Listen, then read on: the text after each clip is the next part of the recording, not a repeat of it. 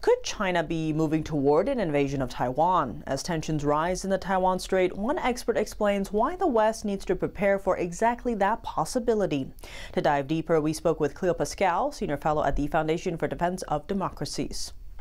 President Trump said recently that China's Xi Jinping promised him that China would not invade Taiwan while Trump was president.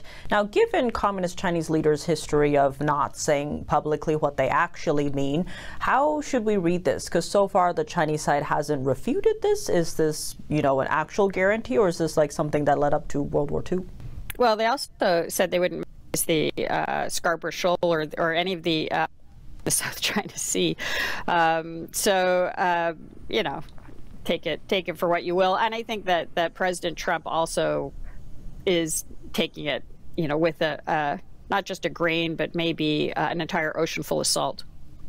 We do see on Taiwan's side, however, that they are saying Taiwan has to rely on itself for its own defense. It's trying to buy about 50,000 more in terms of drones and arms from the U.S., actually. But I know in terms of history, right, recent history, in terms of the Ukraine war, it was when Ukraine said they wanted to defend themselves that other countries started coming in. So perhaps it's laying that groundwork. But lots to see. With all the areas covered today, though, any final thoughts you'd like to share?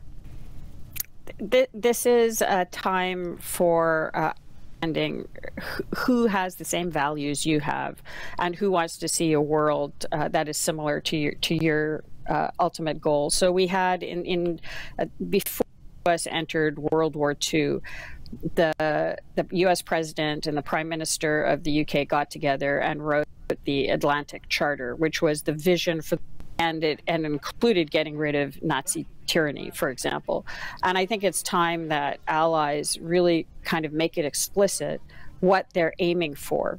If we have to go to war, if China does provoke a war, what are we fighting for, and where are we trying to head? And I think that will make it much more clear among allies who actually your allies are, who's willing to fight for the same things you're fighting for, so that these disagreements over things that may seem transitory, but if you don't handle them properly, can actually create fractures with your core allies and friends, gets mediated as quickly as possible.